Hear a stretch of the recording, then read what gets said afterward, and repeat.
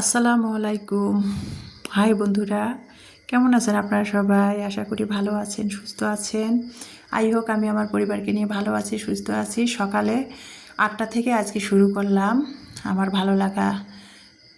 সাংসারিক ভালো লাগা মন্দ লাগা ভিডিওগুলো আপনাদের মাঝে। তো এই যে দেখতে পাচ্ছেন সকাল 8টার দিকে আজকে 8টা থেকে শুরু করলাম। সকালে উঠেই কিন্তু আমি অফ ক্যামেরাতে এসবগুলো ভিজিয়ে রেখেছি প্রতিদিনের মতো।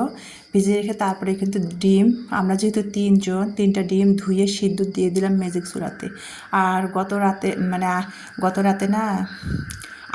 রাতে বলতে আজকে ফজর দিকে মাঝরাতে আর কি বলতে, প্রচুর বৃষ্টি হয়েছে আমাদের দিনাজপুরে। পাথর পড়েছে, বড় বড় পাথর পড়েছে। আর ইলমা তো ভয়ে রাতের বেলা মাঝরাতে উঠে বসেছিল, ঘুমাচ্ছিল না। পাথর পড়তেছিল আমাদের জালানার থাই গ্লাসে, পাথরের বাড়ি খাচ্ছিল, আওয়াজ হচ্ছিল, বিদ্যুৎ চক্কা ছিল। ইলমা ভয় পাচ্ছিল। তো যাই হোক, ইমানি ইলমা দুই বোনে ভয় পাচ্ছিল। থাই গ্লাসের মধ্যে পাথরের বাড়িগুলা এসে এসে লাগতেছিল। তো অনেক বৃষ্টি হয়েছে। আর সকালের ওয়েদারটা আপনাদের দেখালাম। আজকে সারাদিন রোদও নেই, বৃষ্টিও নেই, থেকে থেকে ঝিরঝিরে বাতাসের সাথে বৃষ্টি পড়তেছে।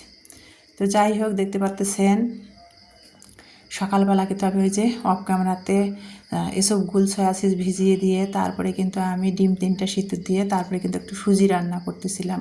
রোজার মধ্যে সুজি আনা হয়েছিল, রোজার আগেও সুজি কিন্তু খাওয়াই হয় না। তো ভাবলাম যে সুজি খাওয়া হয় না, আর বেশি দিন থাকলে দেখা যাচ্ছে সুজির মধ্যে পোকা ধরা যাবে। তাই সেজন্য ভাবলাম যে সুজিটা একটু হালুয়া বানাই। আর আজকে কোনো কিছু করব না, সুজির হালুয়া দিয়ে সকালে মুড়ি খাবো। পরোটা বানাতে চাইলাম, ইলমা নাকি পরোটা খাবে না। আর আজকে ইলমার পরীক্ষা আছে, ওই যে সাপ্তাহিক পরীক্ষাগুলো হচ্ছে। আজকে ইলমার ইংলিশ গ্রামার পরীক্ষা আছে, ও এই জন্য একটু তাড়াও করতেছে যে আম্মু খাবো না, পরীক্ষা যেহেতু আছে আগে একটু যাবো আজকে স্কুলে। তো যাই হোক, যেটা বলছে, ইলমাকে সুজি ভেজে কিন্তু রান্না করলাম দুধ দিয়ে। আর দুধটা কিন্তু আগে ঘন করে জাল করে নেওয়া ছিল 1 কাপ।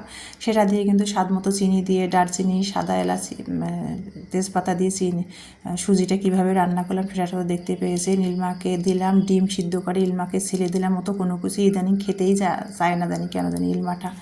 তারপরে ইলমা 1-2 চামচ সুজি মনে হয় খেয়েছে, আর খেলো না। ওর টিফিন তৈরি করে দিয়ে ওকে অটোতে বাসার সামনে নিচে নেমে অটো ঠিক করে অটোতে স্কুলের উদ্দেশ্যে উঠাই দিলাম। ইলমা চলে গেল আর আমি বাসায় চলে আসলাম। দেখতে পাচ্ছি ইমানি এখন স্কুল থেকে কোচিং থেকে আসে নাই। তো বাকি 2টা ডিম আর কি পানি থেকে তুলে সিদ্ধ করা ডিমগুলো ছিলে নিয়ে আসলাম। আর ওই যে সুজি যে হালুয়া বানালাম দুধ দিয়ে, একটু মুড়ি দিয়ে খাবো, এই জন্য একটু হালুয়াটা একটু পাতলা পাতলা স্টাইলেই করেছি যে মুড়ি দিয়ে খাবো। তো সেই জন্য আর কি ডিমটা ছুলে নিলাম, সুজির হালুয়াটা নিলাম। আর এসবগুল সয়া সস তোকমাছে ভিজাইছিলাম, সেটা কিন্তু আমি খেয়ে নিলাম। গ্যাসের ওষুধ সাথে খেয়ে নিলাম।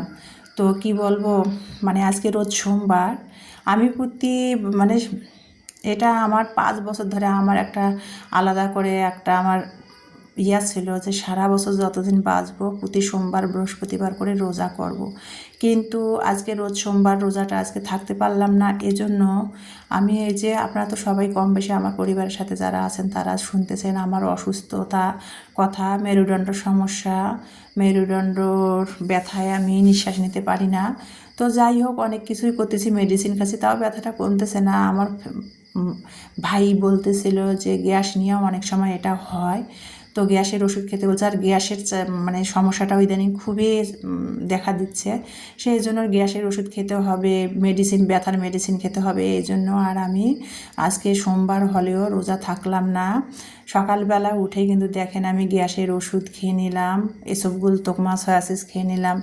খেয়ে দিয়ে তারপরে একটু সুজি মুড়ি দিয়ে খেয়ে নিলাম, ডিম সিদ্ধ করে ডিম খেয়ে নিলাম সকালের নাস্তা। আর কোনো কিছু করি নাই। তো যাই হোক, যেটা বলতেছিলাম, ইমানিও অলরেডি চলে আসলো কোচিং থেকে।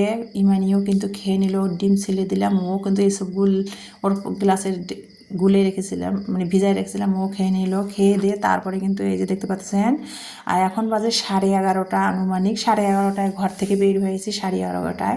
11:30 বাজে সোনালী ব্যাংকে আসছি, দিনাজপুর সোনালী ব্যাংকে আসছি। এই জন্য আমি এতদিন সংসার লাইফে আমার আর কি কখনো কিন্তু আমি ব্যাংকে কখনো টাকা কিভাবে তুলতে হয় আমি জানি নাই, তুলিও নাই, কারণ আমার তোলার প্রয়োজন হয় নাই আমার দাম্পত্য জীবনে।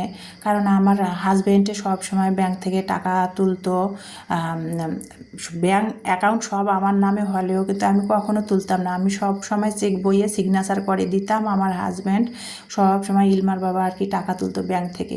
কিন্তু ইলমার বাবা না থাকার কারণে, ইলমার বাবা তো আজ 6-7 মাস থেকে চাকরির ক্ষেত্রে বরিশালে বদলি দিছে, ট্রান্সফার দিছে আর কি। ইলমার বাবা তো 6-7 মাস ধরে বরিশালে থাকে।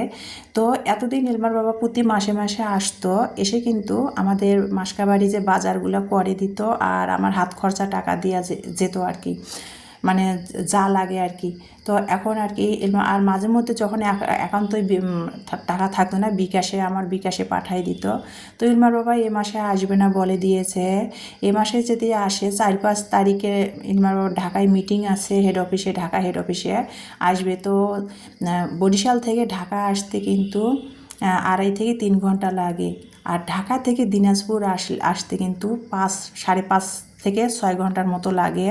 সেই জন্য ইলমার বাবা বলছিল যে আসবে না। আবার ইলমার বাবা যদি এই মাসে আসে, তারপরে আবার পরের মাসের 5 তারিখে কিন্তু, জুন মাসের 5 তারিখ কিন্তু কোরবানির ঈদ। এই জন্য ইলমার বাবা বলছিল যে আসবে না একেবারে। আমিও বললাম থাক, দরকার নেই, লং জার্নি করা, ঝামেলা, কষ্ট গরমের মধ্যে। তার মধ্যে ইলমার বাবা কিন্তু অসুস্থ হয়েছিল, আপনাদের তো বলেছি, হাসপাতালে ভর্তি ছিল। সেজন্য বললাম গরমে গরম তোমার সহ্য হবে না, থাকগা, দরকার নাই তোমার আসার, একেবারে ঈদের ছুটি নিয়ে আইসো। মানে মে মাসের 30 তারিখে আইসো, যেহেতু জুনের 5 তারিখে কোরবানির ঈদ, মানে ঈদুল আজহা। তো সেই জন্য আর কি ইলমার বাবা আসবে না। আর আমি আর কি ব্যাংকে তো কখনো আমার দাম্পত্য জীবনে আর কি কখনোই আমি আমার নামে ব্যাংক অ্যাকাউন্ট হলে হবে কি, আমি কখনোই কিন্তু ব্যাংকে টাকা তুলি নাই। তো আজকে ইলমার বাবা বলছিল চেক বই নিয়ে যা সোনালী ব্যাংক থেকে, আমার সোনালী ব্যাংক অ্যাকাউন্ট আছে, ওখান থেকে বলছিল যে ওখানে টাকা দেওয়া আছে, যাও ওখান থেকে টাকা তুলে নাও, নিয়ে মাসকাবাড়ি বাজার সাজার যা নাই সেটা কেনাকাটা করো আর কি। তো ইমানিকে নিয়ে সাথে করে নিয়ে গিয়েছিলাম সোনালী ব্যাংকে আর কি, চেক বই নিয়ে যেয়ে টাকা তুলে নিয়ে আসলাম। নিয়ে এসে চেক বইটা এই যে টাকা তুলে কিন্তু টুকিটাকি বাজার করেছি। পুঁটি মাছ নিয়েছি, নদীর যে ছোটো পুঁটি মাছটা, সেটা কিন্তু দিনাজপুর মালদাপট্টি হয়ে আসলাম। তো রাজপথের মধ্যে ভালো মাছ দেখলাম, টাটকা মাছ, সেটা কিন্তু 50 টাকা দিয়ে নিয়ে আসছি আর কি। একটুখানি মানে বেশি এলে তো কাটতে কষ্ট হবে। আর এই যে দেখেন, এটা বেসন, ইমানি যেহেতু মুখে বেসন লাগায়, এই বেসনটা শুধু অনেক দামে, এই বেসনটা 300 টাকা কেজি, এই বেসনটা শুধু মুখের জন্য। তো ওই বেসনটা নিয়ে আসলাম ইমানির জন্য, 100 গ্রাম 60 টাকা নিয়েছে। তো যাই হোক, পুঁটি মাছগুলো কিন্তু ছাদে অফ ক্যামেরাতে ধুইয়া বেছে তারপরে কিন্তু নিয়ে আসলাম বাসায়। তো অর্ধেকটা ভাবলাম যে এতগুলা মাছ তো রান্না করা যাবে না, অর্ধেকটা রান্না করে অর্ধেকটা ফ্রিজে রেখে দেই। তো যাই হোক, মাছগুলো কিন্তু আমি অর্ধেকটা নিলাম, কেটে ধুয়ে বেছে লবণ মেখে রাখে দিলাম, বাকিটা ফ্রিজে রাখলাম। তো বাড়িওয়ালা ভাইদের কাজের খালা করলাম, খালা মাছ রান্না করব, লতি আছে, লতি কাটতে অনেক সময় লাগবে, আমাকে আজকেও 2 থেকে 3টা লাউয়ের ডগা দেন, আমি ওই যে দেশি আলু দিয়ে পুঁটি মাছ দিয়ে লাউ শাকের ডগা, মানে একেবারে কচি ডগাটা চচ্চড়ি করবো। তো যেই কাজ সেই কথা, খালা দিয়ে দিল লাউ শাকের কয়টা কচি ডগা জাংলায়। আর লাউ শাকের জাংলাটা কিন্তু আমাদের রান্নাঘরের সাথেই, জানলা দিয়ে দেখা যায় বাড়িওয়ালা ভাইদের। বাড়িওয়ালা ভাইরা খাইয়ে না লাউ শাক। তো আমি নিয়ে আসলাম, নিয়ে এসে কেটে বেছে পুঁটি মাছ দিয়ে রান্না করব। তো কীভাবে রান্না করতেছি সেটা আপনারা দেখতেই পেয়েছেন।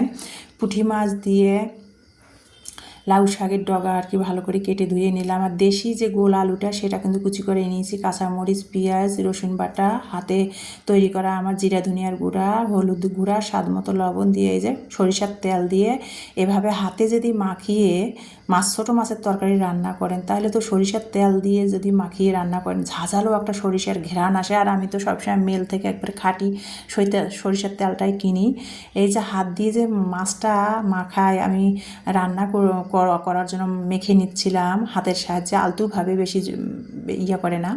তো এত সুন্দর সরিষার তেলের যে কাঁচা মশলার আর সরিষার তেলের ঝাঁঝালো কাসুন্দির মতো ঘেরান আসছে, মনে হয় কাঁচায় খাই, এরকম একটা ফ্লেভার আসতেছিল। তো যাই হোক, দেখতে পাচ্ছেন কীভাবে আমি আলুই মাছটাই মেখে নিলাম। তারপরে কিন্তু উপরে লাউ শাকের ডগাগুলো দিয়ে দিলাম, দিয়ে ঢাকনা দিচ্ছি। একটুখানি জাল হলে মানে কিছুটা কমে গেলে তারপরে নেড়ে চেড়ে দিব। তো ঢাকনা দিয়ে কিছুক্ষণ জাল করে নিলাম। এই যে লাউ শাকের ডগাগুলো একটু টেনে নিয়েছে, কমে গেছে, পানিটাও অনেকটা শুকিয়ে গেছে। তারপরে উল্টে পাল্টাই দিচ্ছিলাম। আর যখন লাউ শাকটা নেড়ে চেড়ে দিচ্ছিলাম, এত সুন্দর ঝাঁঝালো ঘেরান আসতেছে। আর এভাবে কিন্তু লাউ শাক যে মাছ দিয়ে রাঁধেন বা এমনি রাঁধেন, সরিষার তেল দিয়ে যদি এভাবে রান্না করা যায়, মনে হয় যেন কাঁচা সরিষার যে কাসুন্দির যে ঘ্রাণটা সেইটা আসে। তো এই যে দেখেন কিভাবে আমি রান্না করলাম, করে দুপুরের খাবারটা খাচ্ছি। আর এই যে তরকারিটা, এটা কিন্তু ফ্রিজে ছিল 2 দিন আগের, সেটাও নিয়ে নিলাম। নিয়ে ভাবলাম যে নষ্ট করে লাভ আছে, গরম করে নিলাম। নিয়ে এই যে খাচ্ছিলাম লাউ শাক দিয়ে। নদীর যে ছোট পুঁটি মাছ, দেশি আলু দিয়ে চচ্চড়ি করেছি, সেটা দিয়ে দুপুরের খাবার খাচ্ছি আর আমার প্রিয় আপু ভাইয়াদের সাথে শেয়ার করতেছি। তো আজকে ভিডিওটা এই পর্যন্ত। সবাই ভালো থাকবেন, সুস্থ থাকবেন।